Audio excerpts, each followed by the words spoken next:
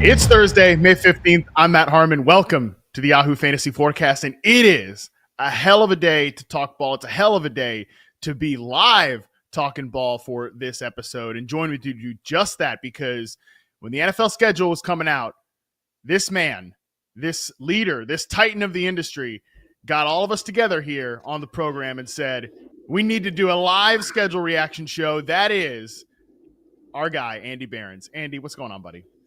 That is just simply an outrageous statement, Matt. If people take anything away from this episode, let it be the knowledge that I participated in the NFL schedule release scam only reluctantly and only because producer Colin demanded it of me. As I think some listeners know, the NFL actually announces every matchup for every team, home and away, in a press release that they put out in January. They announced the most important details of the upcoming schedule 4 months ago. They do it with very little fanfare because people are already paying close attention to the league in January, right? Playoffs going on, all that. I don't know. Schedule release day is just like, it's the NFL at its most insecure and desperate and attempting to get your attention at a time when a whole bunch of other sports are in session. You know, Andy, I don't totally disagree with you, but it is interesting to know the order of the games. And like I will say, last night when I saw Adam Schefter tweet out the Thanksgiving slate, Packers at Lions, Chiefs at Cowboys, Bengals at Ravens, and then your Bears and the Eagles on the Black Friday game, I was like, you know what? Damn, that's a Thanksgiving slate worth ignoring the family for. Okay, so I got that got me juiced up about the schedule release for at least 30 seconds. But we are going to. The other thing that I think is, I'm sorry. The other thing I think is really interesting is like who's got the primetime games, and they made some wild choices with regard to that. We are going to get to that because I want to talk about the primetime thing, because I probably started prepping for this podcast maybe about 15 minutes ago. We're going to play a little fast and loose with our schedule reactions. We're going to have fun with it here. We're not going to be ultra serious. We're going to do this a little tongue in cheek, but we are going to talk about some of the games, some of the things we're excited for, some of the things Andy specifically is excited for. But before we do that, I do have one quick announcement here. We are very excited to roll out an exclusive new benefit for Yahoo Fantasy Plus subscribers, our brand new invite-only Discord. Even better, if you are watching this live right now, if you're listening to it later, you might be a little bit too late, but if you're watching this live right now, I'm going to be hosting an AMA on Discord today at 3 p.m. Eastern to help you with any of your post-draft fantasy-related questions. If you want me to answer a question about the schedule, I will do that. So for those of you watching on YouTube right now, you can scan the QR code at the bottom of the screen for $10 off promo to become a Yahoo Fantasy Plus member today. Again, for those listening and you want to take advantage of this deal, it's tinyurl.com/fantasy plus Discord. Remember, spots are limited to Plus subscribers, so you want to hop in on that deal right now. But let's waste no more time. Let's get into this very important discussion reacting to the schedule. We are going to go over Andy's 10 most important matchups of the season, and we're going to do it in chronological order. And then for the final segment, we're going to pick some of our favorite, this is where we're going to be tongue-in-cheek. We're going to talk some, Week 17 matchups. We're going to talk the late bye weeks. I do want to talk about the amount of primetime games when we get to that segment as well. But Andy, before we throw to this, I do have to ask you, Dalton and I, a couple of years ago, did this schedule release podcast, and we did it in the vein of what time on the schedule, what game on the schedule are we going to know, are the Jets with Aaron Rodgers a Super Bowl contender? By the way, we found out 4 plays into that season that they were not. Honestly, we probably saw it by like play 1 when Aaron Rodgers is immediately under pressure. But, things like that, like when is Calvin Ridley going to elevate Trevor Lawrence? LOL, that never happened. So again, like that's the type of vein we broke down the schedule. I got to ask you before we throw to your 10 most important matchups, what game on the schedule for your Chicago Bears do you think we will know if, oh, damn, it's yet another Bears disappointing season after an off season's worth of hype? Is there a game on the schedule you think very early will be like, oh, yep, nope, same old Bears? Yeah, I actually put a couple of Bears games in this, and one of them was because we know the matchup so far in advance of this show. I flagged the games that I wanted to talk about like 2 weeks ago, right? And one of them was the Vikings opener, which just accidentally happens to involve the Bears. And then I also, of course, wanted to talk about like the first Bears Lions game, which is the following week. And I got to tell you, I think those two games tell a story because the Bears are opening their, and listen, we can't translate one season to the next necessarily, but the Bears are going to open their season with two teams that went a combined 29-5 last year, right? So the Bears can play well and start 0-2. That is definitely in play. So we got to see signs early. They're going to get serious tests early. They're going to play two teams that you have to keep scoring against, right? You can't be the Bears of last year where like maybe they could put together a drive at the end of a game and they could figure out a way to get to 20 points and maybe it made them compete. No, you can't. Like, they're not going to be able to start that way. This is going to have to be a serious grown-up offense, and they got a lot of new stuff that they've got to incorporate. So I do think I do think we learn pretty early how this is going to go. And if they do start 0-2, but they look promising, how do they hold it together from there? I will say they're one of these early buy teams. They got a buy in week 5. Mm. They come out of it actually and get the Jaden Daniels rematch in week 6. So if they are not coming out of that bye week having beaten the Raiders in week 4 or putting a bunch of points on a pretty rough looking Raiders defense in week 4, I'm going to be on like, oh boy, same old Bears watch coming out of that bye week. So that's when I flagged it. But let's waste no more time. Let's get into your 10 games here. And let's start. We got 4 week 1 games to talk through here. And by the way, I do love learning like which games are in week 1 and just some of these early reveals. But let's talk Chiefs at Chargers, the first game that you want to break down here. This is the Friday Brazil YouTube exclusive game, Andy. Yeah, I had wanted to talk about the Chargers opener before knowing that it was an international game and before knowing that it was necessarily the Chiefs. Yeah, first of all, I guess that we should say of this game, we can't have like the field conditions being a story again, right? Like we have to we have to avoid the Jordan Love fiasco from last year. So hopefully that's okay. Secondly, on the Kansas City side, we're going to get our first set of clues about the hierarchy in Kansas City's receiving core, right? We got Rashee Rice, presumably for some length of time if he avoids suspension this year.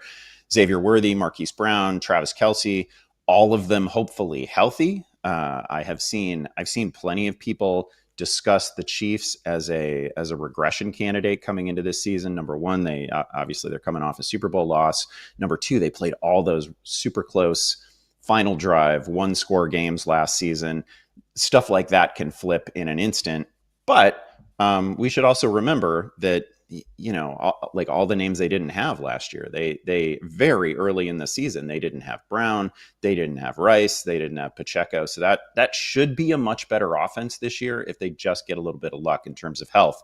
And then, of course, we have the Kansas City backfield story too, right? Like, is Isaiah Pacheco back to his old self, or are we going to get another 15 touches a game from the current version of Kareem Hunt, which is not a particularly exciting player? Still a couple of running back names out there available in free agency. We'll see. And then I kind of buried the most interesting story here. And the reason that I wanted to talk about this game in the first place, like, what are the Chargers? That receiving room is kind of a wild place beyond Ladd McConkey. Did they do enough? They didn't do all the things that necessarily we'd perhaps predicted going into the offseason. Maybe they aren't done. There's still a couple of free agent veteran names out there at receiver. What is Trey Harris as a rookie? Is he any better than what we can reasonably expect to get from Johnston or Mike Williams? They got a bunch of question marks as number 2 receivers, but they have so many other things that are hard to find. It's hard to find a Ladd McConkey. It's man, teams are in the wilderness for decades looking for a Justin Herbert. So they have a bunch of right answers on the team. How much better did they get? It's a great call. And it's funny, I'm glad you brought up the Chargers offense because I still kind of hear and see people framing the Chargers offense as, well, we know what Jim Harbaugh and Greg Roman want to do. They want to just pound. And I think the fact that that's those guys' reputation, and then they took a first-round running back and they signed Najee Harris in free agency, that has like kind of cemented that in people's mind. But I think people forget that, Andy, when this team came out of the bye last year, and they were one of those teams that had an early bye, week 5. So week 6 and on, the only team that threw the ball at a higher rate in neutral situations than the Los Angeles Chargers was the Cincinnati Bengals.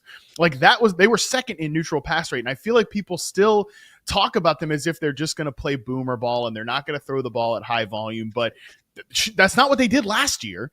And again, I know the backfield is significantly upgraded. I'm not necessarily thinking that they're going to be second in neutral pass rate again this year. I think that Amari Hampton and Najee Harris is a much better backfield tandem than J.K. Dobbins, who was pretty good last season, and certainly Gus Edwards, who just definitely didn't look like he had it. You know, people were interested in Kamani Vidal and, you know, that type of stuff. Like we don't have that. Like this is a much better running back duo. And I'm obviously very curious in this week 1 game. Do we get a lot of veteran deference for Najee Harris? Is it going to be a slow September for Amari and Hampton because Najee Harris, as the trusted veteran, is just out there early? I think that could really go either way, even though like if I draft Hampton, I'm prepared to just get a lot of like annoying high usage Najee Harris games in the first 2-3 weeks or whatever. But really that I think is something that goes, I'm glad that you brought this up because I feel like we're all going to be tuned into this game on Friday in week 1, expecting the boomer ball run heavy offense. And, you know, obviously we got to see, is Mike Williams healthy? We got to see if I don't think Trey Harris. It just seems so clean that Mike Williams plays the first like 4 games as the X, and then Trey Harris takes it over later, because I think Quentin Johnson hopefully is going to be the Z and not have like he will just be the kind of other receiver there. We'll see what that looks like, but I think this team's going to throw the ball with more volume than maybe people expect. Yeah, I love that you point out what they did after the bye last season, because it was a huge fantasy story in the first half, right? Yeah. Like all of a sudden we were getting real pass volume from Justin Herbert again, and he was a startable, playable fantasy quarterback after a low volume start to his year. I agree. I think they want to score points and they want to win games, and they're not, they aren't committed to running the ball 35, 40 times a game. I don't necessarily think that will happen. The Harris Hampton backfield is obviously interesting, and I think we're Najee Harris has never missed a game. And if you're projecting for the season ahead, you'd probably say he's going to play 17 games in this one too. And you might see 17 sort of ceremonial starts.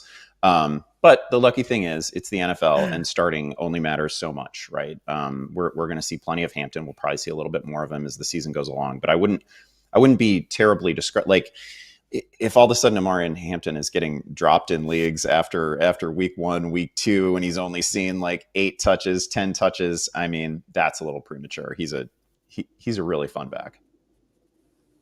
Totally agree. And I think people just got to be ready for that patience. But yeah, and just to come back to the Chargers pass rate for 1 second, Justin Herbert wasn't healthy in those first 4 weeks before the bye. He was coming off like a lot of injuries in the offseason. And yes, then Greg Roman and Jim Harbaugh did not treat Justin Herbert like he's Colin Kaepernick. Okay, they did not call the same offense that they did for Colin Kaepernick back in the day with the San Francisco 49ers. What a shock. And again, I'm confused that people still are treating this team that way. But before we move off this game, I just want to talk about the Chiefs here real quick, because you brought them up. Early rankers in terms of the receivers are kind of hedging.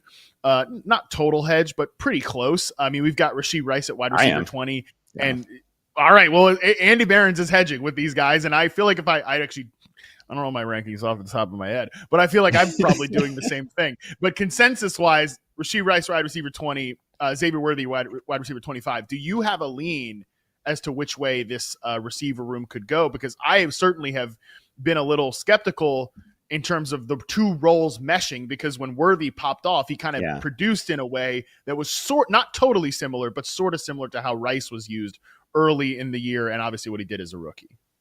Yeah, I really think, between Worthy's success at the very end of the season, in the postseason, how many touches they were committing to giving him at the end of the year, and again in the playoffs.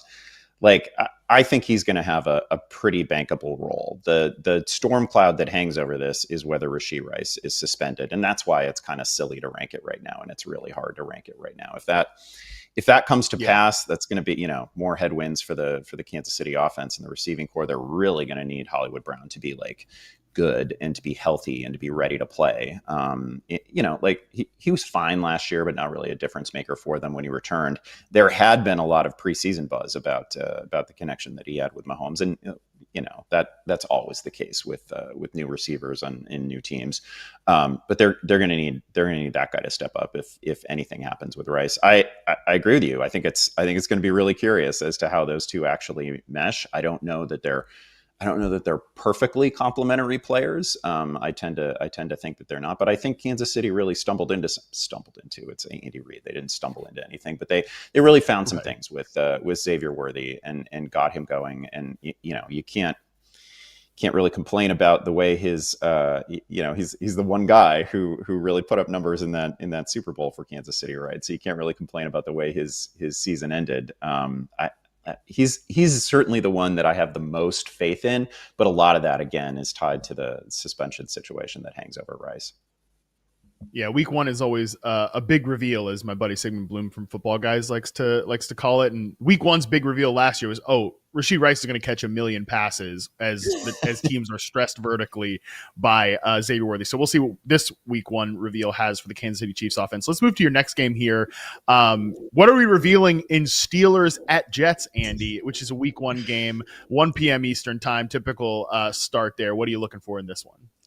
I mean, first of all, this is just a hilarious game. Well done, NFL. Like this is one of the first ones that I flagged, right? Presumably we get this hasn't happened yet. We don't. Nope, he hasn't signed yet, but presumably we get Aaron Rodgers as a member of the Steelers facing his former but not original team, which will be quarterbacked by Justin Fields facing his former but not original team. That's great. That's super fun. Justin Fields has maybe Rodgers is great at manufacturing his own grievances.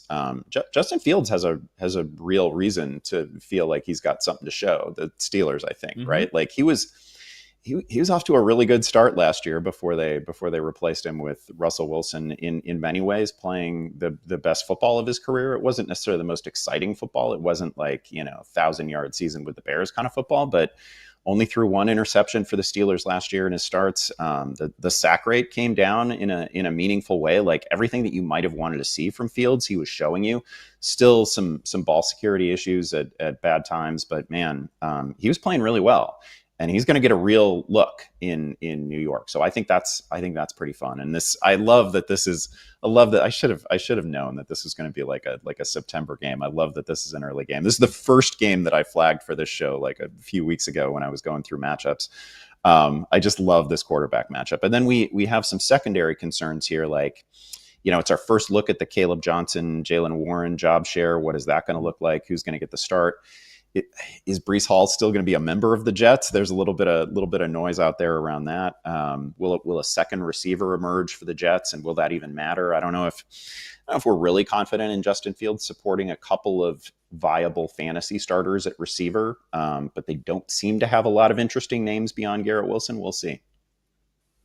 Yeah, and in this particular matchup in week one, look, obviously this is all fraught, like projecting from last year to this year, but it is a lot of similar stuff in Pittsburgh from a defensive side of the football. They were 8th in man coverage rate, and I think that one of the primary reasons that the Jets signed Justin Fields was that he used to obliterate Aaron Glenn's man coverage heavy defense on the ground. And when you've only got one guy to guard, in Garrett Wilson, who's a real challenge to guard in one-on-one situations, and this is a very single high heavy defense there in Pittsburgh, it could actually be a pretty nice opening kind of moment for Justin Fields as the Jets starter with Garrett Wilson as the number one receiver on that side of it. I just want to quickly touch on the Steelers. I don't want to spend too much time on them because it's enough already.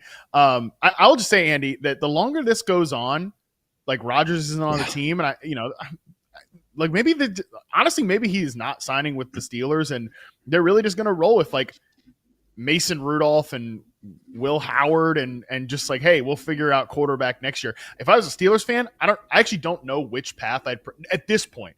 I'd prefer them to not be in this situation at all if I was a Steelers fan. But at this point, I'm not sure which path I'd actually want them to go down, because it does seem like a wasted season with Mason Rudolph as your starting quarterback. But it's probably going to be a wasted season with Rodgers as the quarterback anyways, and at least it will be less annoying. So I don't know. I'm no longer just like writing it in pen that this is going to happen, because it's freaking May at this point, man. No, I think that's fair. To this point, Aaron Rodgers is just, he's kind of missing the portion of the offseason that he was probably going to miss anyway. So maybe that's not a huge concern. They must have a plan B in mind that isn't Rudolph. But there are no good plan B options out there, right? Are you gonna get one of these quarterbacks that might shake loose from the Browns? Are you gonna, are you keeping tabs on Kirk Cousins? Like there just aren't, the loser of the Indianapolis quarterback competition. I don't even know who would it be. Like there's no good plan B out there other than the guy who's already on the roster. So I agree with you. This is a lot less interesting game if Aaron Rodgers is not at quarterback for the Steelers. But if he is, and that happens, actually, the Steelers are such a difficult team to talk about, because it feels like they're talked out, right? Like it feels like, man, we just did the whole segment on Pickens a couple shows ago, and like been talking about the Steelers a lot. We've been talking about Aaron Rodgers a lot. He's not even there yet. Right. Yeah, he's not even there yet, and he might never be. Yeah, interesting stuff, I guess, with the Pittsburgh Steelers. But let's move to the next game here. This one, Week 1, Raiders at Patriots. What you got for this one, Andy? Oh, man, another one that I had on the list before I knew it was going to be a Week 1 game. And these are two teams that we have a lot to find out about early in the season too, right? First of all, first look at Ashton Genty as the featured back in a Pete Carroll, Chip Kelly offense. Listen, he might be the favorite right now to lead the NFL in touches. There's nobody else in that backfield that you're interested in. Like if you're the sort of person who does full season projections, and I just did some at running back, and you're going to give Ashton Genty 17 games, you're giving him pretty close to 400 touches. I mean, there's just nobody back here threatening him. That he's got the potential for a monster. See, everybody knows it. I've got him like, I don't know, 8th in the overall ranks right now. If he has a productive enough camp, we're getting a lot of like summertime, camp buzz and a couple of preseason clips. Man, we're going to be drafting this guy like 4th overall, 5th overall. Some people are going to be taking him higher. The workload projection is just, it's hard not to reach 375, 380, 400. Also, like this is our first look at Geno Smith as the Raiders starting quarterback at a regular season game. That's really fun. And then you look at the New England side. I knew that I wanted to talk about an early New England game because, man, they had Steph Diggs in the offseason. He's coming off a late October knee injury. It's probably enough time to get back, maybe not be fully operational, but it's probably enough time to get back. They used the first 4 picks in their draft on O-line, running back, wide receiver, another O-lineman. So that's great, right? They're investing around Drake May. That's exciting. There seems to be an expectation that Ramondre Stevenson is going to remain a fantasy relevant player.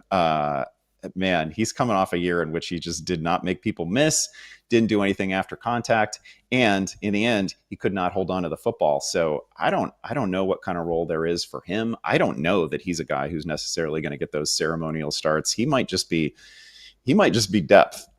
So we're going to learn about their backfield. We're going to learn about their receiving core, and it's another chance to take a look at Drake May against a defense that they should be able to put up some points against. Yeah, I love that call. Yeah, if we showed the Raiders defense again, I mean, this is probably the worst secondary in the league. Yeah, I mean, it's definitely up there. Like that's also, by the way, slightly on my radar. About it's not enough for me to like not want to draft Ashton Genty or really change the projections all that much, but it's a little bit on my radar that this team, we're just all penciling in as one of the most run heavy teams in the NFL. And that defense might not allow them to be in a lot of run heavy situations. I think the front, like the front 4, the pass rush is going to be pretty good, but it better be really, really good to account for a secondary that, unless Darian Porter, their 3rd round pick, is just yet another like Pete Carroll, tall, long cornerback gem, that they're going to struggle in terms of keeping teams from throwing all over them. And that brings me back to the Patriots offense, I'm so glad that you wanted to highlight them because yeah, I want to see like what Steph Diggs has right now. Is he a full factor guy? Kyle Williams, obviously, does he have an early role? He was a 3rd round pick. That's not necessarily, I'm not just going to pencil him in for 10 friggin' targets in week 1, but these rookies are going to be important in terms of him and Travion Henderson and obviously Will Campbell along the offensive line. These rookies are going to be important for this offense eventually kicking into a ceiling. Does it really kick in week 1? And last thing I'll say about this Drake May offense, Andy, I wrote him up. Actually, you know what? I'm gonna save that note because he's gonna come up on our next episode. Oh. Put a pin in that about some Drake May stuff. But I just to little tease for the next episode. The fact that this week 1 matchup is against that Raiders defense makes me even more excited about Drake May as a rushing quarterback this coming season. But again, we'll put a pin in that because I don't want to blow all my notes for the next episode on the schedule reaction one. So listen, it's May. We gotta stretch these conversations out. So we're gonna stretch that Drake May conversation out. But really good stuff on that game.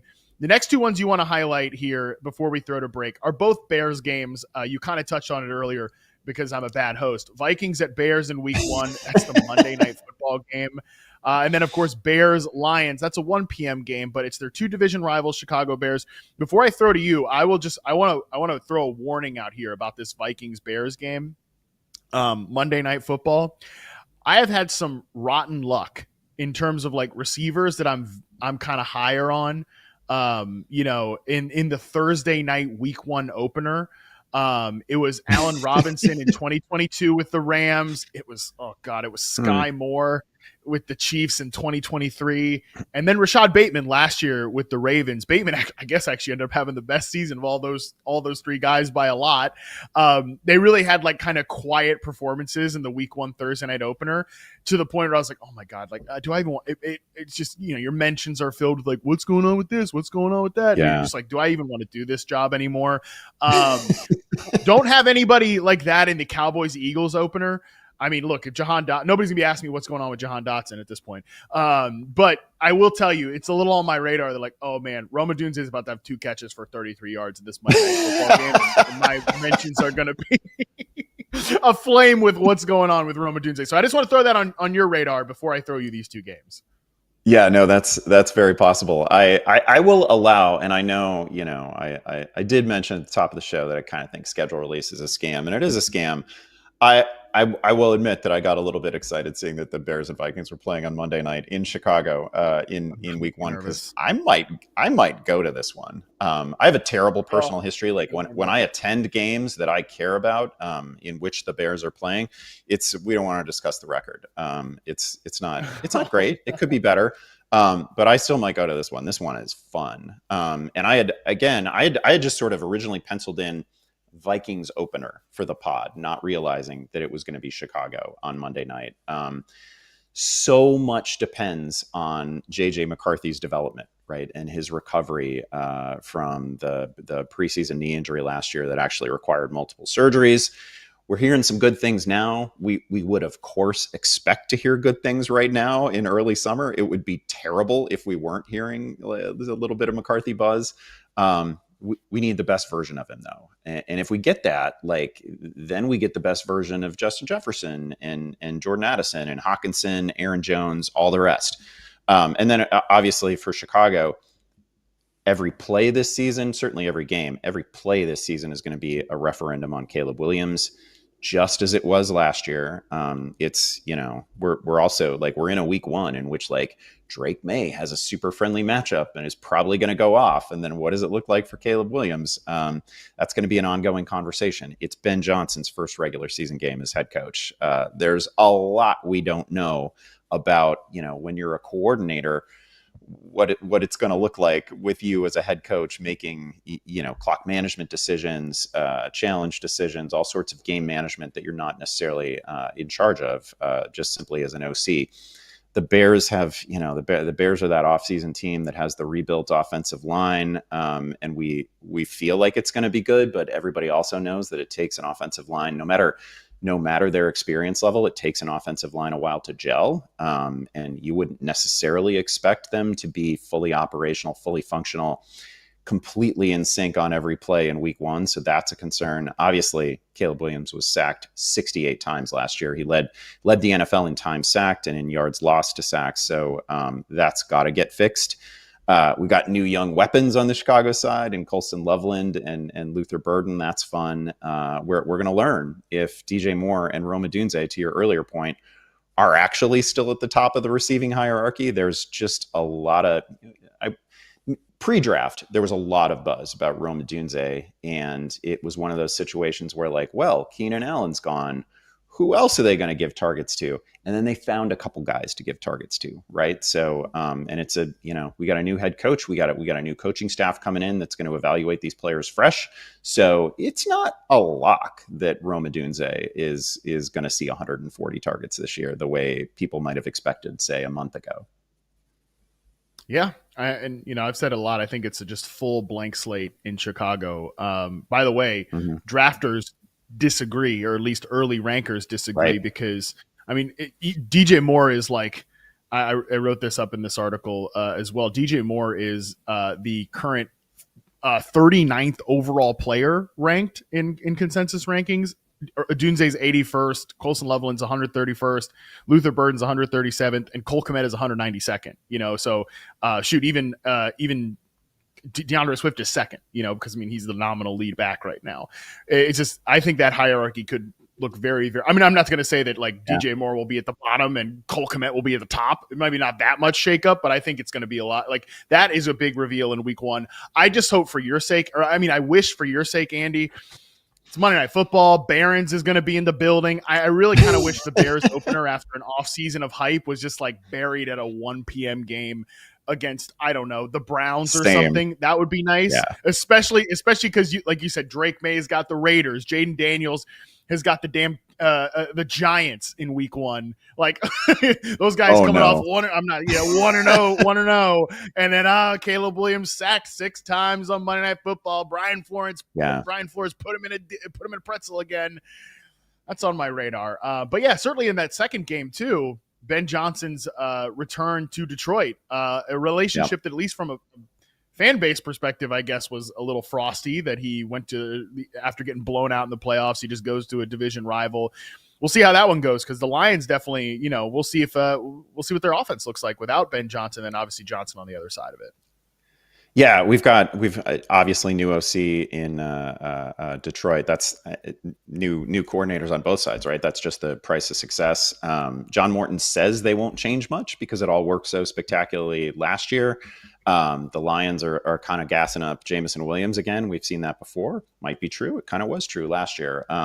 Ben Johnson's return is super interesting. It's really fun. He obviously knows the personnel. They certainly know his tendencies. But again, as I kind of got into at the top, the Bears can play well and start this season 0-2, and that kind of terrifies me, because then the conversations are really rough, and then you gotta get a couple of wins right away. Then you got to get back to 2-2 before you're going into that early bye week. And I don't love the early bye week either, but man, again, they their first 2 opponents won a combined 29 games last year. So you can play well, things can be going okay, and we can feel pretty good about the offense, and you could still start the season 0-2. All right, we are going to throw to our first break. When we come back, we'll talk through 5 more games that has Andy's attention here after the schedule release. He definitely didn't pre-prep these several weeks ago, as he's mentioned several times. We're going to do that right after this break.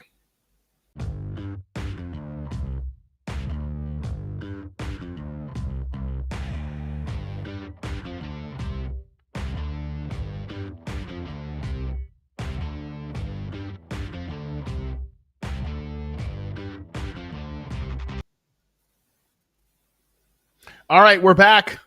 Next 5 games to talk through here. First one up, Andy, week 2, still early in the season here. Jaguars at Bengals. A lot of potential big reveals in this one, even if it is a little delayed after week 1.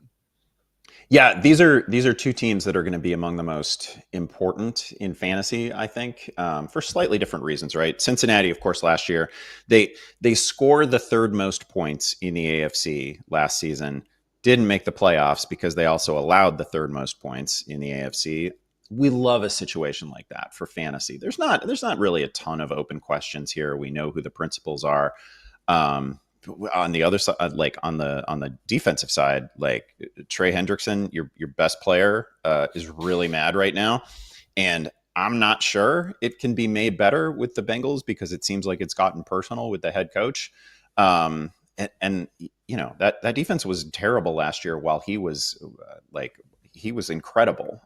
So we'll see. I don't, they drafted to help the defense. I don't know that it's enough. I doubt that it is enough. It sure feels like they're going to be an incredibly leaky defense again this year, probably at that Raiders level that we're talking about. So that's going to be like an ongoing kind of fun story for fantasy purposes, and it's going to be just an absolute carnival ride if you're a Bengals fan.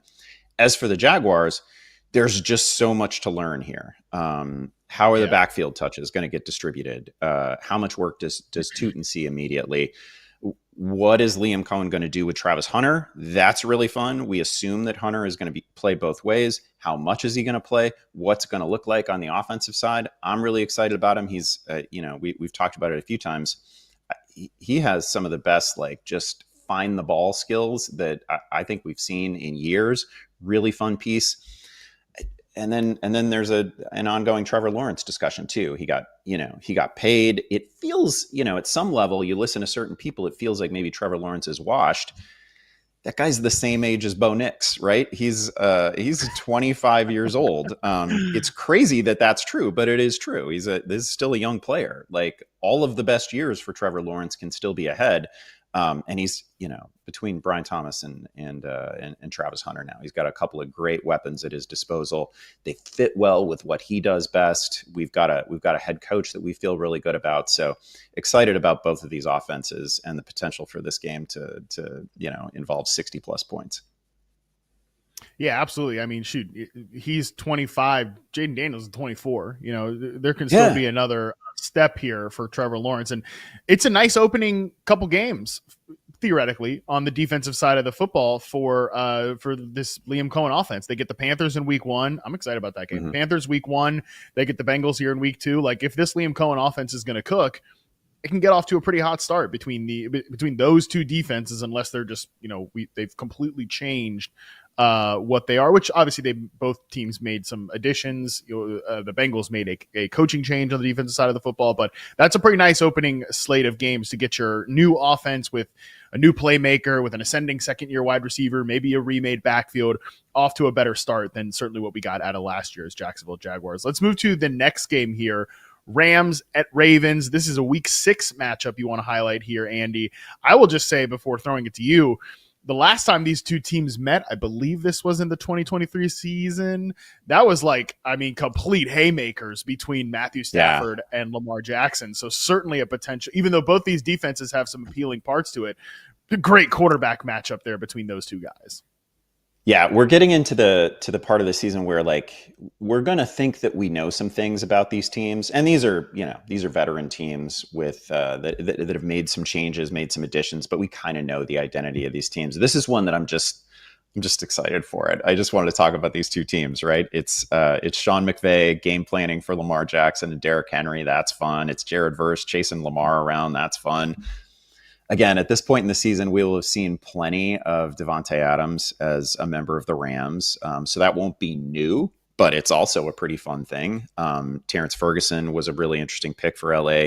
Stafford, still at this point in his career, just an absolute joy to watch. I'll also add that I think in opening week, maybe week 2, Stafford is probably going to become the 10th quarterback in NFL history with 60,000 career passing yards. That is a huge milestone.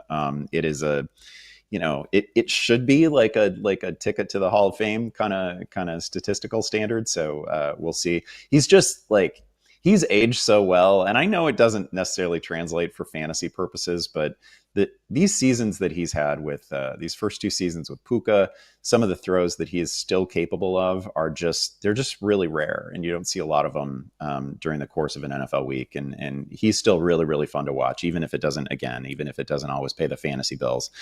The Rams are also just good, right? They gave the Eagles their toughest game in the postseason last year.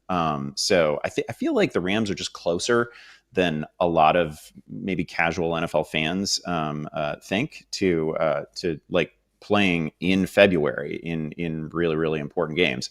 So the Rams are great. Obviously, Baltimore is great. We've reached the point with the Ravens where it almost doesn't matter what they do, and they're in that Bills zone, right? Where don't even talk to me about the regular season. Of course, you're going to win 12 or 13 games. What happens in the postseason, and can you get past Kansas City? Yeah, I gave the schedule makers flowers for the Thanksgiving slate. The Christmas slate is pretty spicy this year. A lot of good stuff by the schedule makers. Big L here that this is a 1 p.m. Eastern game in week 6. Yeah, this game is a 1 p.m. Eastern game. We have the damn Giants on Thursday Night Football.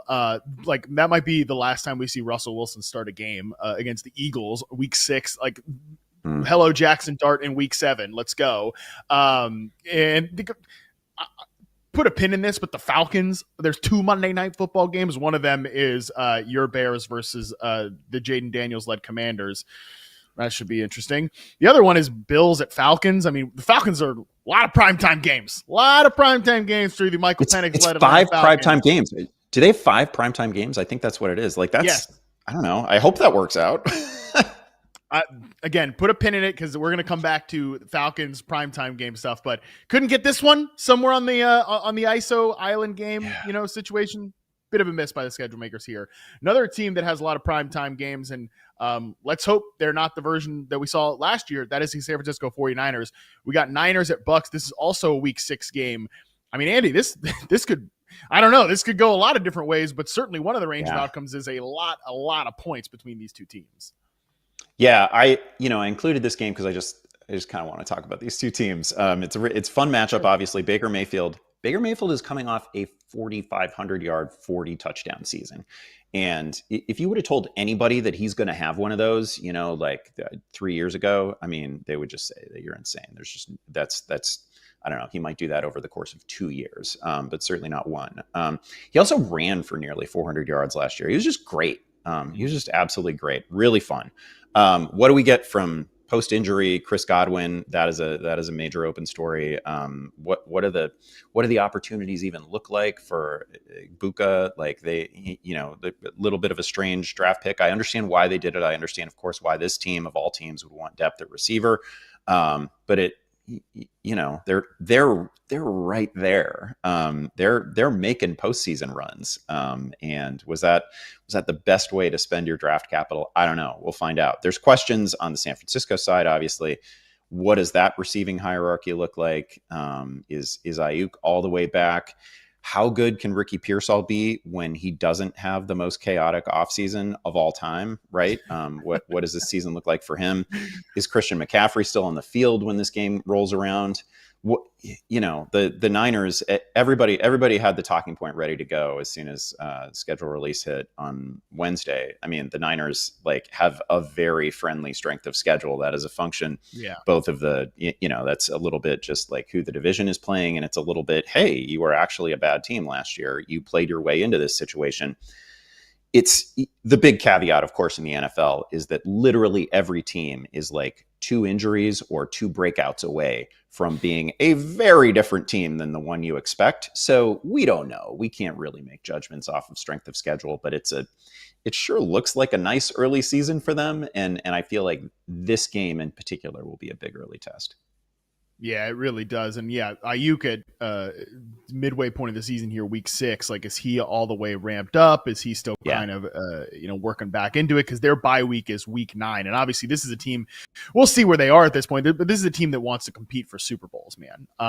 So do they ease him in slowly because they want him fully operational by the end of the year? That's something we have to account for from a fantasy perspective. But that week 6 game will be very telling against one of the most generous pass defenses in the NFL last year in Tampa Bay. And they obviously added some pieces, but we'll see what that looks like. Last thing before we move off this game, Andy, Baker Mayfield led all quarterbacks in yards after contact per rush attempt last year.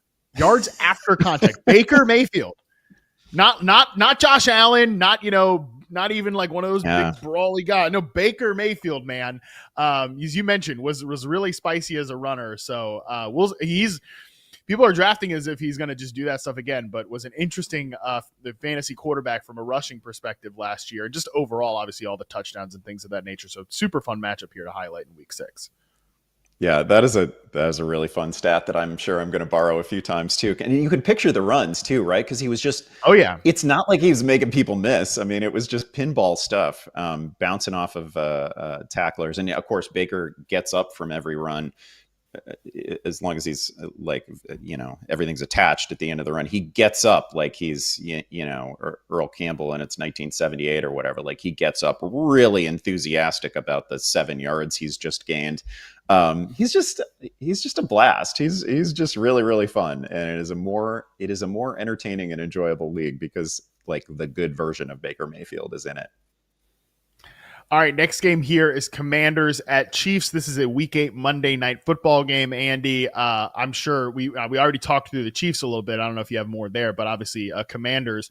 I'm interested to see what their offense looks like by the midpoint of the season. This was a top 5 offense by every metric last season.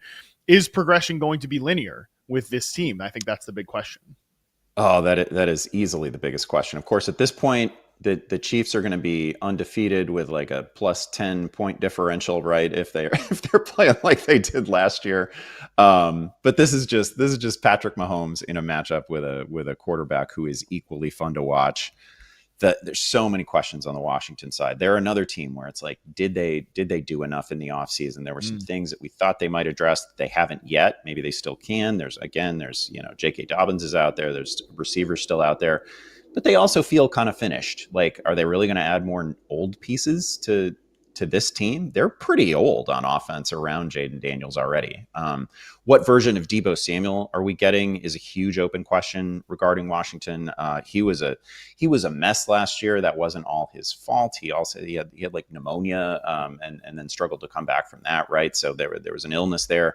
But again, have they done enough around Jaden Daniels? It's just an absolutely huge question. You start rattling off the names. Like Terry McLaurin's great. He's not really young anymore. Zach Ertz certainly isn't young. They've still got Eckler and Robinson in the backfield. Like there's not as many new faces here as I might have thought. Noah Brown stuck around. They're not. I don't know. It's probably a better version of Washington, but and maybe this is good for Daniels that it's not a whole bunch of new faces, right? Maybe this is good that the second year can be a lot like the first, and we can just build on the things we already did. Can we throw that Commanders offense back up here for just a second? For those of us watching on YouTube here, yeah, I'm like not that impressed. I'm actually a little concerned with what it looks like around Jaden Daniels. And look, I know immediately Commanders fans, and you're probably right, will be, hey, we were great last year. We were a top 5 offense last year with mostly the same cast, and now we added Laramie Tunsil and we added Deebo Samuel. But Zach Ertz is another year older. Laramie Tunsil, I think, that's a huge win at left tackle, but the other spots along the offensive line, we don't quite know what's going to happen at right tackle yet. They added Josh Connerly in the first round of the NFL draft. I would guess he's the favorite to start at right tackle. Sam Cosmi tore his ACL very, very late. I believe it was in the playoffs, and he was probably their best offensive lineman last year. Brandon Coleman was their 3rd round pick at left tackle or as tackle last year. Is he moving to guard this year? Some shuffling at that position. A group that outkicked his expectations, no question. But Deebo Samuel is the only real pass catcher addition here. I mean, Deebo Samuel last year, Andy, in reception perception, 39.7% success rate versus man coverage. That is, I kind of forgotten this, but that's the 3rd lowest mark I've ever charged. Wow. Ever. Like he's in the Terrace Marshall rookie year zone, the Jalen Reagor rookie year zone.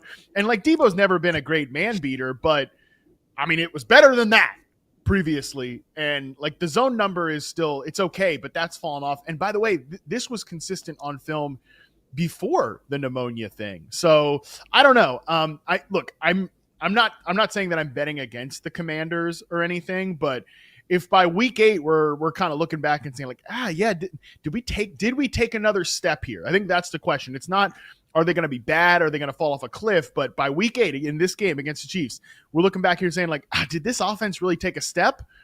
I wouldn't be surprised if the answer to that is no, which they could still be a very good team. They could compete in the NFC, but taking the next step to, okay, we went from conference championship to now we're in the Super Bowl. I'm a little skeptical that this was enough on offense.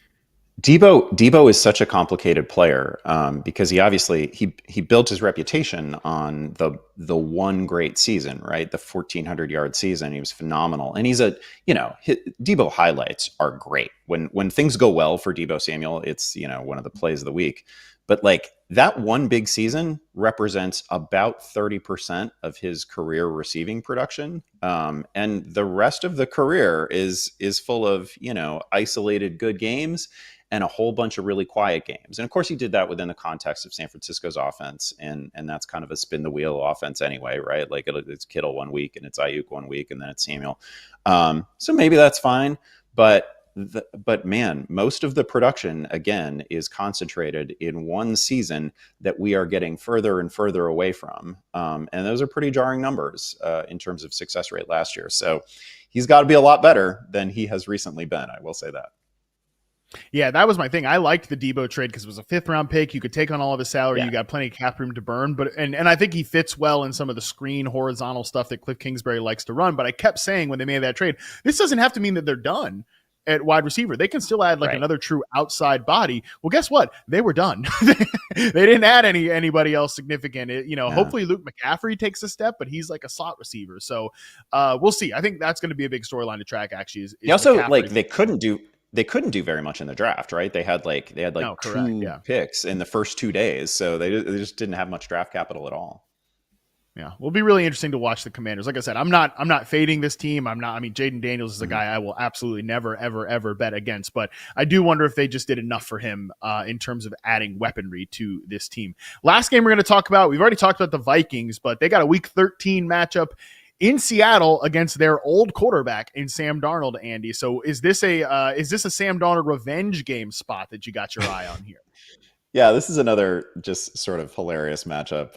Really well done by the NFL. It's almost too bad that it's so late in the season. Darnold facing a team that he helped lead to 14 wins last year. When it's all said and done, Sam Darnold's career is just going to be the wildest ride because he's on his 4th team in 4 years, and nobody's ever all in on Sam Darnold, and nobody's ever entirely out on Sam Darnold, and everybody has nice things to say about him, and then he's somewhere else the next season. That's where we're in a weird cycle with him. So many questions. We already talked about Minnesota, but so many questions around Seattle, right? Like, does Kenneth Walker bounce back and stay healthy? He's great when he's right. Does Cooper Kupp have anything left at all? And if he doesn't, JSN might actually be closing in on 200 targets for the season when this game rolls around. It's pretty late. Kupp closing his career in the Pacific Northwest is really fun too. I kind of like that. That feels right. Hopefully he's healthy by the time this game arrives. And then at this point in the season, I guess on the Minnesota side, assuming people are healthy and assuming McCarthy is playing well, what is the Aaron Jones Jordan Mason split look like? Is there more Jordan Mason than some may think there's going to be at the start of the season? I don't know. He was great last year. He didn't talk about him earlier when we were talking about the Bears matchup, but people may forget that for 6-7 games last year, Jordan Mason was one of the absolute right answers in fantasy football. You buying the Seahawks offense right now and kind of, hey, we changed the whole picture to fit what Clint Kubiak wants. So are you buying this experiment? It's for me, it's too much new stuff. And of course, some of the new stuff is, these are veterans. If you're going to add new things, let's make Cooper Kupp one of those things. He's going to fit anywhere and he's going to outwork everybody. So I don't know, maybe I shouldn't be too concerned about that. But if the Rams were ready to say goodbye to Cooper Kupp, the team that, the only team he's known and the team that knows him certainly best, I'm hoping Cooper Kupp has something left to give because he gave us one of the great individual seasons in NFL history not that long ago. He's an easy guy to root for. He's like a pet prospect of mine back in the day too. I have really enjoyed the career of Cooper Kupp. I hope he's got something left, but there's a lot of new stuff here, and they got to get better in a bunch of really important ways. So I kind of think that hopefully by this point in the season, we will have worked through all the noise that is generated by everybody just kind of being new. But I wouldn't necessarily expect them to start well, and whether they've really got it rolling by this point is I hope they do. I hope this game is as fun as I think it might be. Hope so too. We'll see for Sam Darnold's sake. Hopefully he can. I mean, I have a tough time imagining like Brian Flores, who saw him all last year, not push all the right buttons to push the buttons of Sam Darnold. But we'll see. Yeah, I'm still trying to work out my feelings on this Seahawks offense, but I come away from the entire experience like this offseason like, okay. I mean, we'll see what happens. It's an experiment, that is for sure. We're going to take our last break. We come back. We're going to have a pretty dumb and fun final segment where we're going to go over a lot of stupid things from the NFL schedule, including, week 17 fantasy matchups. Definitely let's get excited about that. All that and more coming up on the other side of this break right after this.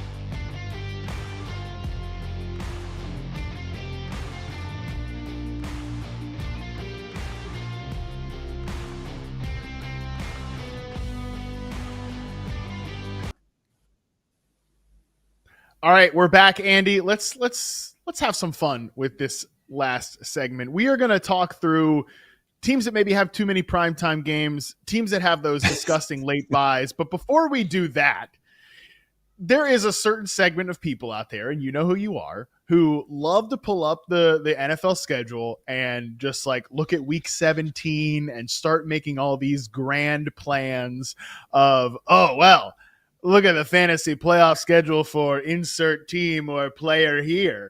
And like let's just get this off our chests right now, Andy. We're not going to do that. Okay. We are not going to sit here and do the look at this playoff schedule for this guy, like definitely boost him up your draft board.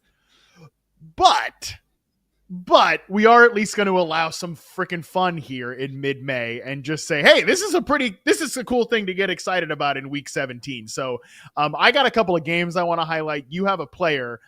So because I've got two, you've got one. I'll start off here and just say Rams at Falcons on Monday Night Football. Again, Falcons have a lot of primetime games. We're going to come back to that. But if the Falcons offense is good, that is a nice little stackable game that we got here on Monday Night Football, the finisher of week 17. Whatever your lead is in your fantasy playoff matchups, if the other person's got a Ram or a Falcon there, don't be too comfortable. I feel like we can see a lot of points in this game, especially if the Falcons' little plans on defense have not come together. Oh man, that is a really good point, and obviously one of the best players in this game from a fantasy perspective. Bijan Robinson was one of it's almost too bad that like Barkley, Henry, Robinson, Gibbs, even James Cook, that they all had these all of them had seasons that could be like MVP caliber, offensive player of the year caliber seasons in a normal year. Bijan was so good last season, and we're just sort of getting into what are probably going to be his prime years.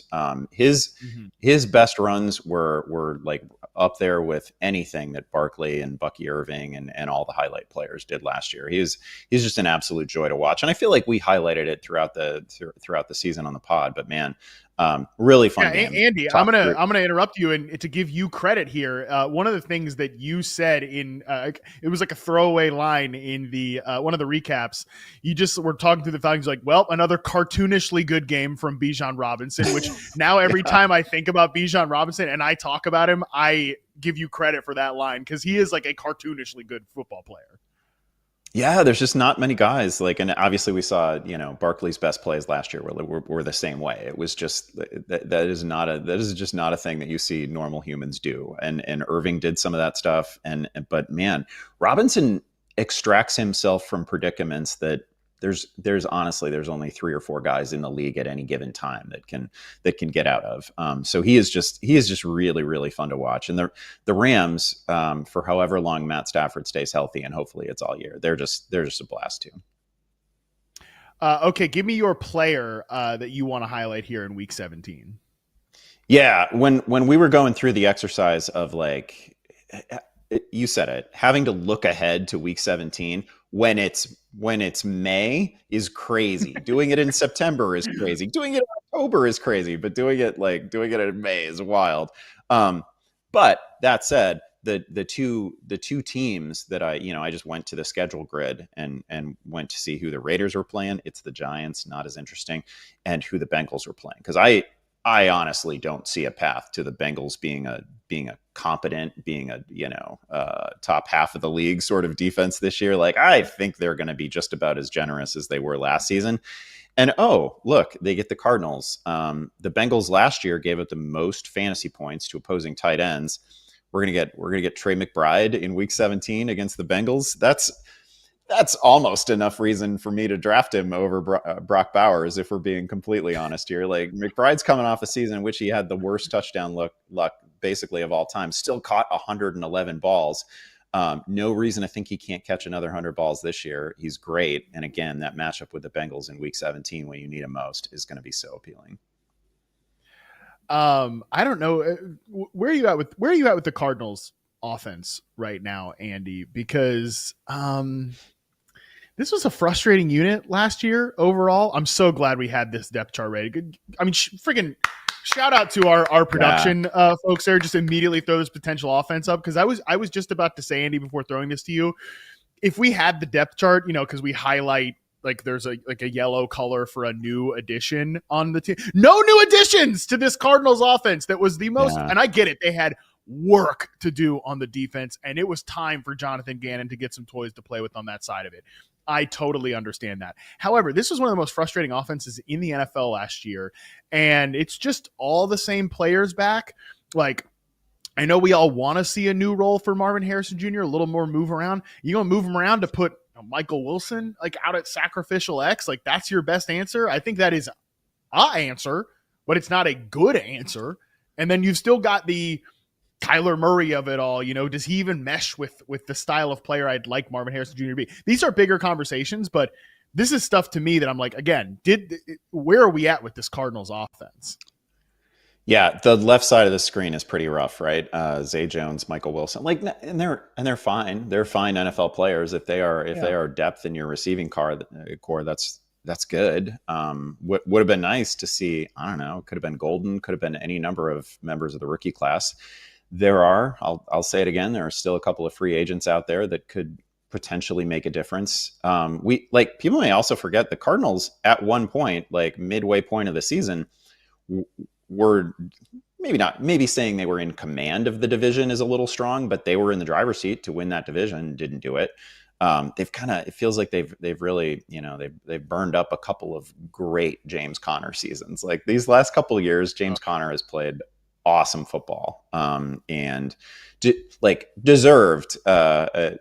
We deserve to see James Conner playing like meaningful January games in the postseason, and just haven't gotten there. Like, I don't know, the right side of the screen looks just fine. I feel really good about that. And then you look at the left side, and it's Zay Jones and Wilson, and it feels incomplete. Yeah, like one true vertical threat would have been nice again. So you can move Marvin Harrison Jr. around, because like Michael Wilson, I guess, better get ready to learn sacrificial X if we're going to do that. That's truly my only answer to solve this problem. And then they have Zay Jones on the screen, but like, we're back to the Dortch zone. Like, enough already with Greg Dortch. The thing that concerns me, Andy, is not the right side, the left side of the screen. It's that middle of the screen, which is Kyler Murray behind this interior offensive line. Still, again, these are conversations that require more time than we're going to give it right now, but just a lot to think about, a lot to chew on with this Cardinals offense if they really did enough to, I think, evolve in yet another year with Drew Petzing and Kyler Murray. But again, we'll see. But nevertheless, still, if they have, though, if I'm wrong about what I just said, that Week 17 matchup against the Bengals could certainly be a very exciting fantasy matchup. I will just, last game I want to highlight here, Jags at Colts. I know you're thinking, Harmon, you want to talk about Jags and Colts, Week 17? You want to talk about the Daniel Jones PPR scam into Josh Downs? No, that's not what I want to talk about. This is a 1 p.m. Eastern. It's totally buried. Nobody cares about this game. I'll tell you what, though. You should always kind of, like, when we're looking way ahead to the schedule, and, you're going to get some things wrong, But by the time week 17 arrives, there's a couple of teams that are just, they're just existing. They're just playing out the string. They're DOA. All right. They're DOA every single week is what it is. It's the nature of the NFL. Colts are high on my list of by week 17, they could be thinking about vacation. They could be thinking about, hey, 1, 2, 3 Cancun, that whole situation, because everybody's getting fired. Daniel Jones didn't push Anthony Richardson to be the next great. He didn't push him to be Cam Newton. Daniel Jones is just Daniel Jones. And the Jags, if Liam Cohen and the boys have cooked up a good offense, they could be soaring at that time. We're looking at like hey, let's drop 40 points on this DOA Colts team and let's win some people fantasy championships with Brian Thomas Jr., Travis Hunter, maybe Basil Tutin's the feature back by that time. Could be pretty interesting if you like Jacksonville's offense that week 17 they get this sleeping Colts team. Man, I just as we have this offense on the screen right now, these are receivers who seem really well paired with what Trevor Lawrence has always done well. Like De'Ami Brown can get deep. Travis Hunter can operate anywhere and pluck the ball. Brian Thomas is great anywhere. Man, this is an almost perfect receiving core if you're building one for Trevor Lawrence. And again, like Lawrence has been a disappointment over the last couple of years. Certainly, there is still a little untapped rushing upside to his game. He still has a great arm, and these receivers can definitely maximize it. We have three guys here who can get deep against anybody. So that's really fun. There's got to be a right answer in that backfield somewhere. Tank Bigsby played really well last year. Like if they just get this thing down to Tutin and Bigsby, that's pretty fun. I don't know that that'll happen, but it feels like either Bigsby or ETN is going to be a casualty because, Tutin, a really interesting player who had like one of those superhero level combines that gets everybody excited about him. So we'll see what he's actually able to be. But I think you're right. Especially calling out the Colts as a team where it could just all fall apart because unless we see significant advancement from Anthony Richardson, they do not have a good answer at quarterback. No, they do not. We have an answer as to which teams have the week 14 bye this year, Andy, because this is always a talking point, right? Like, the NFL hates fantasy. Which teams did they put on the week 14 bye, which people need as they're trying to make their fantasy playoffs? Usually fantasy playoffs weeks 15 to week 17. The 4 teams we have here, 49ers, Patriots, Panthers, Giants. I will say in terms of week 14 buys go, could have been worse, could be worse. Yeah. The 49ers certainly we'll see who's even playing for the damn Niners by that point because they're, so snake bitten when it comes to injuries. But, you're losing some big names, obviously, from that team. Maybe people are relying on Tetro McMillan and Chuba Hubbard and with the Panthers. Patriots, we'll see who's like a real fantasy difference maker there. Could be some guys, could be. Giants, Malik Neighbors, that's off the board, but I don't know that I care about anybody else in that offense from a fantasy perspective. So I will say, Andy, we're always on the radar about who did the NFL hate? Do they hate fantasy because of this week 14 bye situation? I will say, could have been worse. Could have been worse, but the reason that that they do hate fantasy is that nobody's on bye in week 13. Nobody's on bye in week 13. We got like 2 teams on bye in week 11. Like it doesn't have to be this way. But by the time week 14 rolls around, if you haven't had a bye, you desperately, urgently need a bye. So the teams want it then. But this can't be what actual NFL teams really want. Like to not get your bye until December. That feels terrible. I don't know. Maybe we won't care so much in fantasy when it's actually like an 18 game season and this isn't quite as up against the fantasy playoffs because that's definitely coming. But for now, it just seems so avoidable. That's the really frustrating thing. Like it would be a nuisance if 4 teams are on bye in week 13, but it's a crisis to have 4 teams on bye in week 14. I will say it feels like the one team that could use it is maybe the Niners, right? Because they'll probably have some injuries and they're hoping to make the playoffs. They might welcome that. Like, hey, let's take a week off in December, come back ready to rock and try to make the playoffs. not sure that the Patriots, Panthers, or Giants will really be needing that playoff little health benefit right before the postseason. Last thing I want to talk about here, Andy, teams with primetime games. Okay, let's break this down. Chiefs have 7. Cool. No arguments there. I get it. Cowboys have 6. Again, Cowboys are the NFL's print fest. I get it. Producer Colin will be yapping about all 6 of those games. I'm sure I would predict tiers for 4 of the 6, but that's just a rough estimation. I don't even know the 6 games, but I'm predicting tiers for 4 of the 6. Now the teams with 5. This is interesting. Dolphins, Falcons, Lions, Eagles, Commanders, Bills, Chargers, Niners. How are we feeling about the Dolphins and the Falcons potentially being in our lives on island games 5 times this year? Yeah, Atlanta was a real choice, and they obviously they have some really, really fun pieces. It certainly wasn't perfect last year. At the end of the season, it wasn't perfect. That Miami, of course, can go bad in a hurry. We saw it last year. Like if Tua is not at the controls of that offense, that is all of a sudden a really uninteresting team. So those are the 2 teams that can really blow this up, and those were aggressive choices. Like those teams with more primetime games than Baltimore, than I don't know, Pittsburgh, than Green Bay. That's a little surprising. Cincinnati, Tampa, man, yeah, give me 7 Bucks games. Hell yeah. I am surprised by those choices. Yes. Yeah, I mean, this is interesting that this is your burner account, Andy, that we've got on the screen right now. NFL schedule enjoyer. This is your thing. But yeah, just I think the Falcons could go either way. If Michael Penix can do the thing, yeah. I mean, actually. Cool. I want to watch the Falcons on prime time, especially that Rams game I highlighted. Like there are some interesting matchups there. And I know it's easier to say in a vacuum, like, how come you didn't give the Rams 5 primetime games instead of the 5 for the Dolphins? I get it. Like there's actual, tabulations and things, and it all has to work out. The math's got to math, the puzzle pieces have to fit together. I get that. But I'm just saying the Dolphins, 5 primetime games, there's always one team every year where it's like, oh, geez, we got to watch the Jets in prime time. This is going to be a long ride. We don't got to do that with the Jets this year. 2 primetime games. That's it. Dolphins just on my radar as a team that might be pretty rough to watch 5 times in island games this year, but we shall see.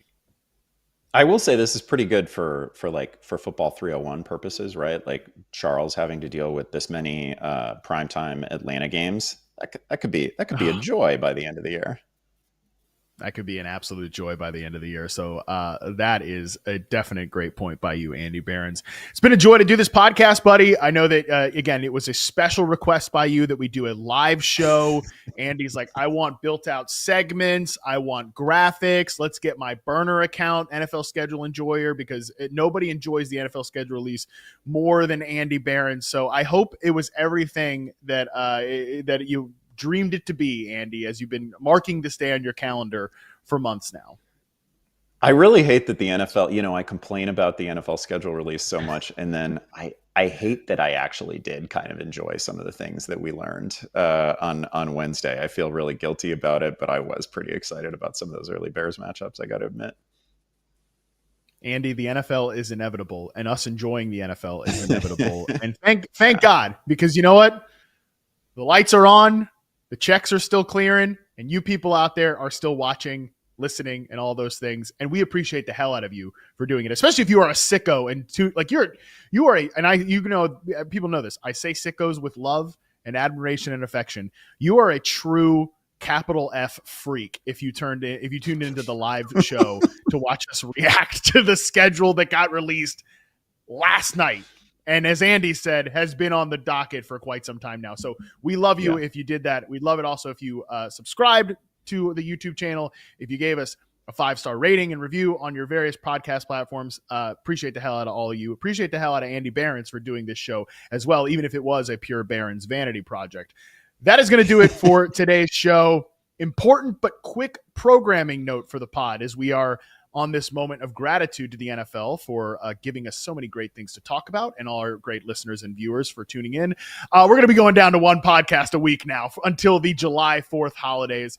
Podcasts going to be dropping in your feed and on YouTube weekly on Wednesday. So dialing back a little bit before our big push in July and August, and of course onward to the regular season. Starting next week, one show a week throughout until the July 4th break. We're going to start with identifying 10 ADPs you need to monitor the most this summer. One of them, spoiler alert, is going to be Drake May, who I talked about earlier, a little teaser for that episode.